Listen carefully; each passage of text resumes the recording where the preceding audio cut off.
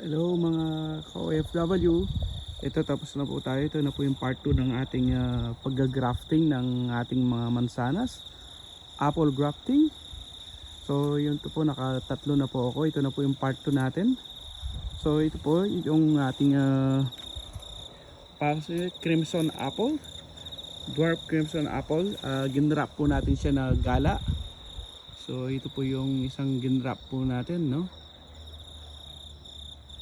Tapos yung pangalawang mansanas po, dwarf pink lady po ang kanyang variety. At ang ginap din po natin, gala apple din po, no? Ito yung isang sanga na ginrap po natin. Tapos ito yung pangalawa. Ano po yung tapos ito po yung pangatlo sa isang puno. Tapos ito yung pangatlo na ginrap po natin. Isa lang po yung ano po natin dahil gabi na po, no. Ang kanya naman po ito dwarf gala din po siya, pero hindi po natutuloy yung kanyang mga bulaklak, no. Mapapansin nyo, yan po, may mga bulaklak po siya, yun, no. Yun. So pinalitan ko po siya ng isang gala apple din po, pero hindi po siya dwarf, no. Ito po yung mother kung saan po nagmula. Ayan po yung update ng ating mansanas. Ito po yung unang ginrap po natin na isa, yung sa part 1 po. Sa mga hindi pa po nakakapanood ng part 1, paki-check nyo rin po yung unang video po natin, yung pag-grap ng apple. So ito po yung ginrap natin na isa. Ayun. Tapos yung pangalawa sa puno pong to, ito po yung ginrap po natin, no. So nagmula po lahat yung mother plant po natin, kung saan po natin kinuha yung branch na yung sanga, kung saan po natin ginrap, dito po natin kinuha, no. Papapansin po ninyo, marami po siyang bunga ng ating mansanas, no. Yan, naka-net po siya. Nakanet po yung ating mansanas, no. Kasi last year po puro kagat ng fruit flies ang inaabot po ng mga bunga po natin, no. So yan po yung apple po natin, no. Yan, may git 100 po yung mansanas na to sa isang puno lang po, no. Kuminsan mapapansin po ninyo, at mayroon pa nga akong hindi pa po na hindi pa po na lagyan ng net. Yun, tapos sa bandang taas din, ayun, mapapansin po ninyo may mga hindi pa po nakanet. Napansin niyo po yun, napakalaki na po yung nasa taas, no. Yan. Update po sa ating mansanas. Ito po yung mansanas po natin, no. Ayan po yung mansanas.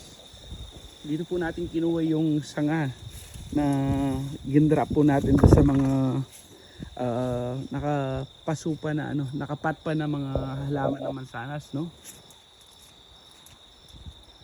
Ito po yung update ng mga bunga po ng mansanas na kinuhanan natin, no. Pinakita ko po rin po sa ating episode na yung part 1, part 2, yung paglalagay ng net ng mga apple fruits. Ito na po yun, no. Malalaki na po sila. Ayun. Kapon po medyo malakas po yung hangin. May 3 pong bunga na laglag, no. Dahil sa lakas po ng hangin po dito.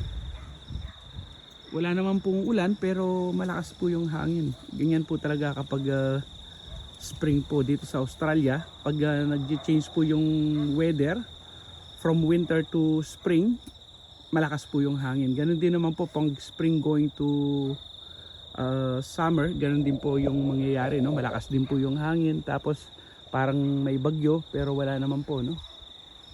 Ito mapapansin nyo, mayroon pong umabol na mansanas na tapos ito pa po, no, hindi pa po nalalagyan ng net. So siguro pag medyo malaki na rin po sila, doon ko po, ayun pa po, nasa taas umabol pa po, no. Ito po yung update ng ating mga mansanas. So mapapansin po ninyo, dalawa, tatlo, apat. Apat pa po yung nakapat po natin na hinihintay ko po munang mamunga. Pag namunga na po sila, doon ko po sila ita-transfer sa lupa, no? Tapos ito namang nasa lupang ito, dahil medyo bata pa ho kasi sila, no? Bali 2 years pa lang po sila nandito sa ito, magto 2 years na po siyang nasa lupa.